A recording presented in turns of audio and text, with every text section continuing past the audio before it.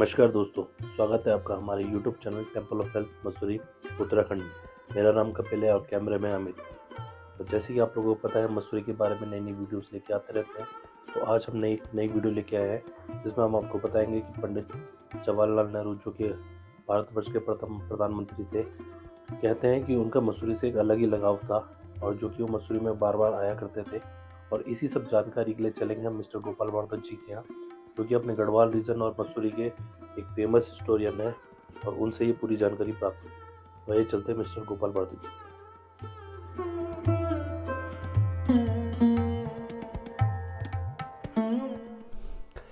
देखिए, सर्वप्रथम तो मैं हमारे भारतवर्ष को पंडित जवाहरलाल नेहरू, जो हमारे भारत के पहले प्रधानमंत्री रहे हैं और आज उनकी 134वीं वर्षगांठ है, उसकी पूरे समस्त देशवासियों को मैं बधाई देना चाहूँगा। और आपने जैसे हमसे पूछा कि मसूरी में उनका क्या आना जाना रहा और कैसे आते थे, कब से आते थे, क्या क्या उनकी गतिविधियाँ होती थी, तो मसूरी से तो वो बहुत प्यार करते थे। मैं आपको ये बताना चाहूँगा कि जो उनकी आत्मकथा लिखी है उसमें भी, और जो विभिन्न उनके बारे में किताबें लिखी गई है और दुनिया में और जगह जहाँ भी और कई पब्लिकेशंस में लिखा है नेहरू जी के बारे में, तो उन्होंने खुद इस बात को एक्सेप्ट किया है कि मेरे को मसूरी बहुत अच्छा लगता है और I prefer Shimla to Mussoorie. और उसके बारे में जो उन्होंने क्यों लिखा है, ये बात मैं एक किताब है यहाँ पे मेरे सामने ही है, मैं उसको आपको बताता हूँ उसमें क्या लिखा है। ये मैजिक माउंटेन एक किताब है जो मसूरी की जो इंडिया के जितने भी हिल स्टेशन हैं उनके बारे में पूरी डिटेल है। तो इसमें एक ये चैप्टर है जवाहरलाल नेहरू का, थोड़ा सा लिखा है। इसमें लिखा है, similarly Motilal Nehru, Jawaharlal's father, had a seasonal residence in Mussoorie, another hill station without political resonance. Jawaharlal himself frequently took his family there for summer visits, and Mussoorie is where his daughter Indira Gandhi spent a good part of her early life. Yet Jawaharlal also shared the antagonism that most Indian nationalists felt towards Shimla and other hill headquarters. According to one of his biographers, Shimla was a town which he hated for its atmosphere of officialdom. मतलब शिमला में, क्योंकि शिमला भारत की summer capital थी और वहाँ पे viceroy रहते थे और वहाँ पे जो हमारे देश की जो स्वतंत्रता सेनानी थे या जो हमारे देश को आज़ाद करने के कांग्रेस के लीडर थे, उन पे निगाह रहती थी ब्रिटिश इंटेलिजेंस की और उनकी भी। तो मसूरी ऐसा कुछ नहीं था, मसूरी में बिल्कुल फ्री एटमॉस्फेयर रहता था। मसूरी में लोग आते ही अपने माइंड को फ्रेश करने के लिए, अपने को रिजुमिनेट करने के लिए, अपने एनर्जी को अपने को रिगेन करने के लिए। तो जैसा मैंने आपको बताया, इनके पिताजी यहाँ 1906 से आ रहे थे। मोतीलाल नेहरू जो थे, जवाहरलाल, वो ये इलाहाबाद में रहते थे, तो इलाहाबाद से उस समय में मसूरी उनको अच्छा लगता था। लेकिन शुरू से मसूरी में 1906 से उनका आना शुरू हुआ था। और जो मेरे पास मेरे कलेक्शन में लेटर्स हैं, 1914 में जब जवाहरलाल जी पहली बार इंडिया आए होंगे ऑक्सफोर्ड से पढ़ने के बाद, आप लगा सकते हैं उनकी उम्र उस समय होगी 14 और 11 25 साल के लगभग। तो वहाँ यहाँ मसूरी में एक कोठी है क्रेक टॉप, वहाँ से उन्होंने अपने मदर को चिट्ठी लिखी है 1914 में, जून 1914 में उन्होंने एक लेटर अपनी मम्मी को लिखा है कि हम यहाँ आए और अब हम यहाँ पे, वहाँ पे इलाहाबाद में बारिश शुरू हो गई, अब हम मसूरी से आ जाएंगे। वो स्वास्थ्य लाभ के लिए आया करते थे और पिताजी भी उनके बीमार रहा करते थे, मोतीलाल नेहरू भी। तो उन्होंने पहला लेटर जो अवेलेबल है मसूरी से 1914 से है। और उसके बाद तो फिर यहाँ पे उनके कई जगह उनके रहने के वो हैं। सवाई होटल था वहाँ, तो उनका एक परमानेंट स्वीट रिज़र्व रहा करता था। तो उसमें जब उनकी वाइफ आती थी और उनकी वाइफ और उनकी बेटी, उनकी सिस्टर्स और उनकी जो मदर थी, वो सब हेल्थ ग्राउंड्स पे मसूरी आया करते थे। तो उसके लिए सवाई होटल में उनका परमानेंट एक स्वीट रहा करता था और अक्सर वो वहीं ठहरते थे। और जब कभी सवाई होटल में नहीं मिलती थी जगह, तो यहाँ पे विभिन्न स्थानों में, जैसे यहाँ पे नाभा, राजा नाभा था, उनके रेजिडेंस में रहते थे, या यहाँ पे गोयनका ऊपर चामरिया सेठ थे, राधा भवन थे, वहाँ पे रुकते थे। बिरला हाउस में रुके हैं। और ये कानपुर के जो सिंघानिया थे, पद्मपत सिंघानिया, जिनका रेमंड्स का काम है, कानपुर के इंडस्ट्रियलिस्ट है, उनके यहाँ रुका करते थे। और कुछ प्राइवेट घरों में भी रहे हैं। नेहरू ने तो कम से कम, मेरे पास जो मेरे कलेक्शन में कम से कम 80-90 लेटर्स मसूरी से विभिन्न जगहों पे लिखे हैं। कभी अपनी डॉटर को लिखे हैं, कभी महात्मा गांधी को लिखे हैं, कभी सरदार पटेल को लिखे हैं, कभी अपने मोतीलाल जी पापा को लिखे हैं, या और विभिन्न जो उस समय तत्कालीन कांग्रेस के लीडर्स थे और ब्रिटिश ऑफिसर्स भी थे। तो मसूरी से तो उनका बहुत, जैसे मैंने शुरू में आपको बताया, बहुत गहरा संबंध है और मसूरी से वो बहुत लिटरली बहुत प्यार करते थे। और 1956 में तो एक फ़ोटो है, उसमें वो मसूरी के टूरिज़्म को प्रमोट कर रहे थे। मसूरी से वो इतना प्यार करते थे कि मसूरी के टूरिज़्म को वो प्रमोट करने के लिए एक जगह माल रोड में एक तरह सॉर्ट ऑफ उन्होंने एक स्पीच भी दी थी कि लोग मसूरी आए और मैं यहाँ क्यों आता हूँ। ये 1956 जब वो प्रधानमंत्री बन गए थे। और उसके बाद क्योंकि अक्सर अंग्रेज़ों ने उनको देहरादून जेल में कई बार रखा है और देहरादून जेल में वो रहते थे। और जैसे मैंने इसमें आपको शुरू में बताया तो उनकी बेटी भी यहाँ मसूरी आती थी। 1920 में भी जब सवाई होटल में वो ठहरे थे तब भी इंदिरा गांधी 1 वर्ष की थी तब भी आई थी। और उसके बाद उनका आना जाना लगा रहा। मसूरी में जो उस समय नेटिव्स राजा, रियासतों के राजा रहते थे तो कोई उनके लोकल गार्जियन होते थे। जैसे विजय लक्ष्मी पंडित जो थी, उनके बच्चे वुडस्टॉक में पढ़ते थे तो उनके जो लोकल गार्जियन थी वो रानी कसमंडा थी, वो हॉस्टल में रहा करते थे। तो उनकी तो पूरी फैमिली मसूरी से उनका संबंध था। और मेरे फादर के पास वो बहुत बार आए, कई बार मिलने के लिए आए, कई बार वो व्यक्तिगत रूप से भी आते थे और कई बार उन्होंने पॉलिटिकल बातें डिस्कस किया करते थे। क्योंकि मेरे फादर जब जलियांवाला कांड हुआ था तब से संग्राम था उसमें शामिल थे, लेकिन बाद में जैसी कुछ घटनाएं हुए, क्योंकि मेरे फादर अकेले एक थे तो वो मसूरी में आ गए और उन्होंने ज्योतिष कार्य किया यहाँ पे। तो विभिन्न सारे राजनेता उनसे मिलते थे, तो इस सिलसिले में कई बार वो मिले और मेरे फादर ने हॉरोस्कोप भी बनाया और उनकी फेस रीडिंग की। और व्यक्तिगत रूप से कई बार वो आते थे। मेरे पास उनके सारे लेटर्स लिखे हैं जो जवाहरलाल नेहरू ने मेरे फादर को लिखे हैं। लेटर्स उर्दू में भी लिखे हैं और इंग्लिश में भी लिखे हैं, वो भी आज भी मेरे पास संभाल के रखे हैं, मेरे पास हैं। और जैसे मैं आपको बताना चाह रहा था, जब मोतीलाल नेहरू आते थे तो वहाँ पे माल रोड में अपनी ग्रैंड डॉटर को वो उंगली पकड़ के घुमाते थे। और उस समय मेरे फादर का ऑफिस माल रोड में ही था। अब तो वो बिल्डिंग नहीं रही है। यहाँ पे जहाँ गढ़वाल टेरेस है, यहाँ पे एक बिल्डिंग हुआ करती थी, स्टैंडर्ड विंग बाद में हुआ। फिर वहाँ पे मेरे ऑफिस, वहाँ वो सबसे पहले मेरे फादर से 1928 में मिले थे मोतीलाल नेहरू। और इंदिरा गांधी की एज लगभग 8-9 वर्ष की थी, वो मिले हैं। और उसके बाद फिर जैसे मैंने बताया जवाहरलाल जी तो मेरे से हमसे मिलते रहे। और मेरे फादर ने जो मेरे पास सब उनके बनाए, ये सब उनके जो उनके हॉरोस्कोप है, ये सब हैं मेरे पास, आज भी विद्यमान है। ये आप देख सकते हैं, ये जवाहरलाल नेहरू जी की हॉरोस्कोप बनाया हुआ है। ये जो सामने बिठा के ये फेस रीडिंग की थी, ये जो उनका हॉरोस्कोप बनाया था। और जो फिर जब उनको उन्होंने जवाब दिया, जब उनको ये जो लेटर्स मिलते थे, तो ये है उनके, ये देखिए, ये मेरे फादर ने तो ये भी रखा हुआ है। ये लेटर देखिए, जवाहरलाल जी ने पर्सनल व्यक्तिगत रूप से मेरे फादर को 1954 में ये लेटर लिखा। जब मेरे फादर ने उनका हॉरोस्कोप भेजा था तो ये पोस्ट ऑफिस की ये रिसीट भी अभी तक सवाई होटल के पोस्ट ऑफिस से इसको भेजा था और उनका जवाब में उन्होंने उसका जवाब भी दिया।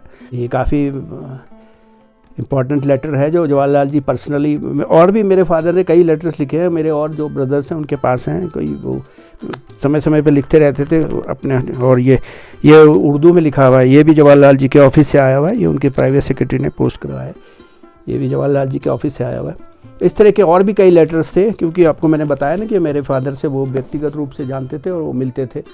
क्योंकि भारत के जितने भी उस समय के तत्कालीन स्वतंत्रता संग्राम के जो हमारे कांग्रेस के लीडर्स थे, चाहे वो मदन मोहन मालवीय थे, सरदार पटेल थे, महात्मा गांधी थे, मोतीलाल नेहरू थे, जवाहरलाल जी स्वयं थे, और भी जब भारत के ये अब्दुल कलाम रहे या नेताजी सुभाष चंद्र, ये भी सब लोग मेरे फादर के पास आए हुए और मेरे फादर ने सबके हॉरोस्कोप बनाए और उनके भविष्य बताया।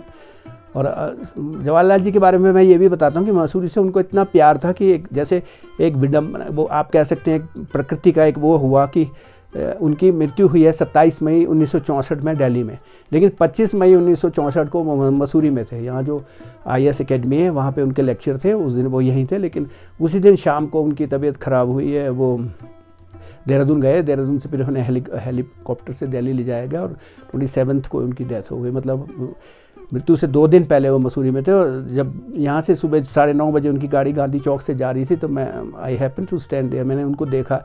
वो उस समय कोई एस्कॉर्ट रहता नहीं था, कोई ये नहीं रहता था कि पुलिस का बंदोबस्त बहुत ज़्यादा, वो बिल्कुल फ्री था मसूरी का एटमॉस्फेयर उस समय। और उन्होंने ऑरेंज कलर की अचकन और यहाँ फूल लगाया। और मेरे को अभी तक याद है उनकी 2 गाड़ी आगे से, एक एस्कॉर्ट गाड़ी और पिछली गाड़ी में वो पिछली सीट पे बैठे लोगों को वेव करते हुए गए।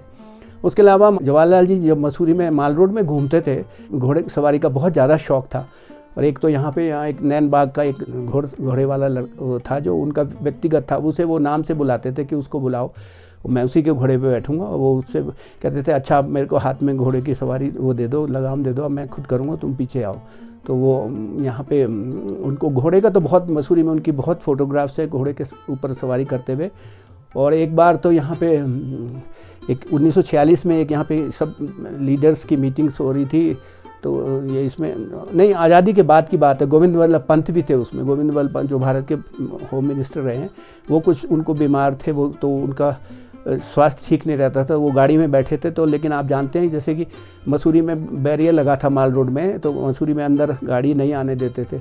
लेकिन जो हमारे तत्कालीन नगर पालिका के अध्यक्ष थे जगन्नाथ शर्मा जी, उन्होंने इनको जवाहरलाल जी को बोला आप तो भारत के प्रधानमंत्री, आप जाइए, आपको नहीं है। और डॉक्टर राजेंद्र प्रसाद भी थे, और भी कई हमारे भारत के उस समय जो राष्ट्रपति थे वो भी थे, और गोविंद वल्लभ पंत भी थे, सब थे।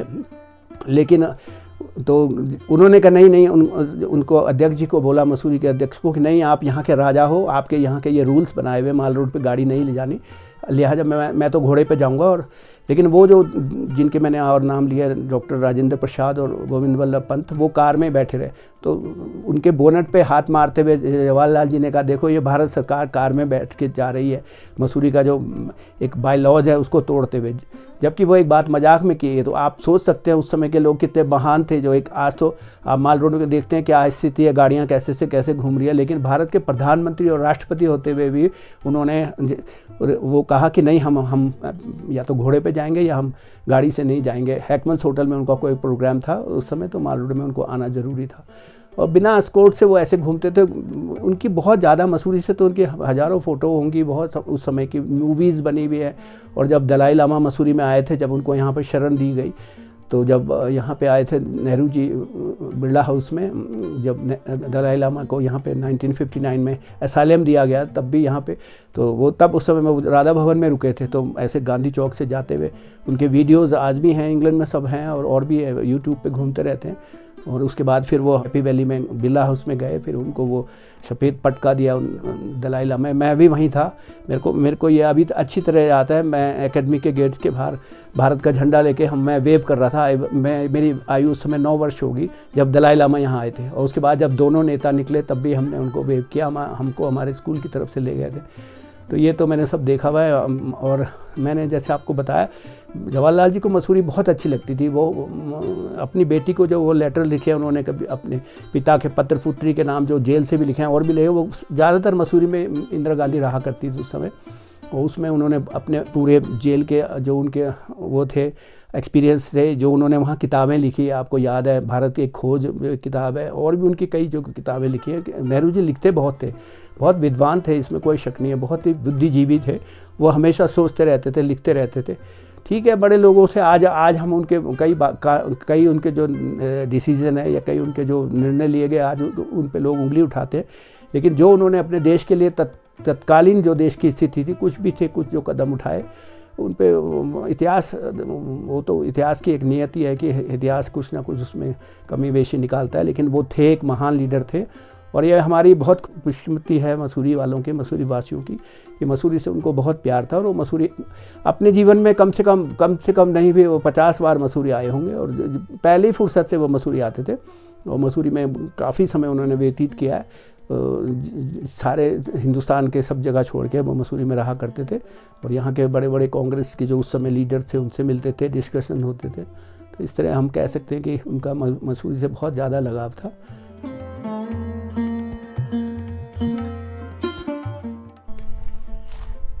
ये जो आप मेरे पीछे ये कोठी देख रहे हैं, ये क्रेक टॉप है। ये इसका निर्माण लगभग 1840-42 में हुआ था। कोई सर्वेयर था, ब्रिटिश सर्वेयर जनरल था, उसकी ये कोठी रही है। उसके बाद ये काफ़ी इम्पोर्टेंट लोग इसमें रहते रहे हैं।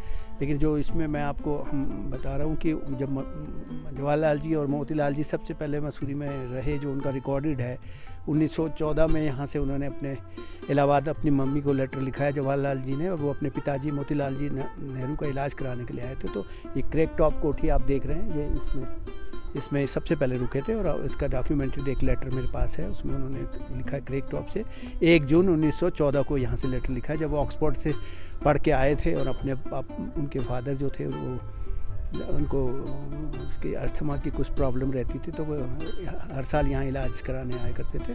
तो ये एक ऐतिहासिक बिल्डिंग आप पीछे देख रहे हैं मेरे पीछे, और ये अब जो इसके वर्तमान जो मालिक हैं वो महाराजा रंजीत सिंह के जो डायरेक्ट डिसेंडेंट हैं, 6th जनरेशन के लोग यहाँ पे रहते हैं। नृपेंद्र पाल सिंह उनकी कोठी है और उसमें ये रहते हैं। आज भी आप उसकी स्थिति आप देख सकते हैं, इसकी लोकेशन बहुत ही सुंदर है। उसका नाम एक टॉप पे है, क्रेक टॉप, तो टॉप पे है, यहाँ से आप पूरा मसूरी का विहंगम दृश्य भी देख सकते हैं। बहुत अच्छी लोकेशन है इस कोठी की। ज़्यादातर इसमें आर्मी के सर्वेयर्स रहे हैं और भी कई VIPs रहे हैं, लेकिन हमारा तो जवाहरलाल जी के हम जीवनी पे बता रहे हैं, तो उनका पहला जो निवास स्थान रिकॉर्डेड है वो यही मसूरी में था। देखिए जो मेरे पीछे आप जो कोठी देख रहे हैं, आज इसका नाम राधा भवन है, लेकिन इसका पहले नाम इसका वैली व्यू था, बेल व्यू। और ये काफ़ी पुरानी कोठी है, लगभग इसका निर्माण 1850 में हुआ होगा। और मैं आपको बताऊं, इसमें जो अफ़गानिस्तान के बादशाह थे, जिनको अफ़गानिस्तान से ब्रिटिश गवर्नमेंट यहाँ लेके आई थी एग्ज़ाइल में, याकूब खान, जो अमीर थे अफ़गानिस्तान के, after the second Anglo Afghan war उनको यहाँ पे लाया गया राधा भवन में। यहाँ पे उनको करीबन 40-42 साल रखा गया। तो समर रेजिडेंस उनका ये था। और देहरादून में उनका जो भला हिसार है, जो देहरादून में है एरिया, देहरादून में भी इनको विंटर में देहरादून में रखा जाता था और समर्स में यहाँ पे रखा जाता था। वही काफ़ी ऐतिहासिक कोठी आप देख रहे हैं। आज तो इसका स्वरूप काफ़ी एक तरह से जीर्ण शीर्ण हो गया, खंडर हो गया, लेकिन यह ऐतिहासिक अपने आप में बहुत बड़ा इतिहास संभाले हुए। लगभग 40-42 साल इसमें वो अफ़गानिस्तान के बादशाह जो याकूब खान थे और उनका पूरा जो रेटिन्यू था वो जो उनके साथ आए थे, उनके वज़ीर आए थे और उनके भाई आए थे, उनके मंत्री आए थे, उनके साथ बेगम आई थी, उनकी जो वाइफ्स थी और थी जो उनके ऑफिशल्स की वाइफ्स, काफ़ी लोग यहाँ रहते थे। और ये काफ़ी फेमस कोठी रही है। और आज इतना तो मुझे पता नहीं है, लेकिन ये चामड़िया सेठ थे कनाडा के, मारवाड़ी सेठ कनाडा के, उनके पास थी। आज इसकी परिस्थिति मेरे को नहीं पता, इसके अधिकार में है। देखिए ये जो इतिहास अपने आप में बहुत मसूरी का ब्रिटिश टाइम का अपने आप में बहुत बड़ा इतिहास समेटे हुए। और दूसरी बात जो मैं आपको बताऊँ यहाँ में लाने का, ये इसमें नेहरू जी जब इसको जो दलाई लामा को जब मसूरी में उनको भारत में शरण देने का, असाइलम देने की जब बात हुई थी, जब 59 अप्रैल 59 में नेहरू जी यहीं पे ठहरे थे। उनके गेस्ट थे ये चामड़िया सेठ के, और यहाँ पे वो रही, यहीं से फिर गए थे। फिर उसके बाद सवाई होटल में मीटिंग हुई और बिरला जी को, बिरला हाउस जो मसूरी में, वहाँ पे दलाई लामा को 1 साल रखा गया। उसके बाद फिर वो यहाँ से धर्मशाला चले गए। तो नेहरू जी भी इस कोठी में रह चुके हैं। और इसके अलावा जैसे मैंने आपको बताया, इसमें याकूब खान का रेजिडेंस रहा। ब्रिटिश गवर्नमेंट द्वारा 2 अफ़गानिस्तान के बादशाहों को मसूरी लाया था। एक थे दोस्त मोहम्मद, उनको वहाँ बाला हिसार में, जहाँ आज वाइनबर एलन स्कूल है, वहाँ पे रखा गया 1842 में। और 1880 में दूसरे जो वहाँ के बादशाह हुए याकूब खान, उनको यहाँ पे रखा गया।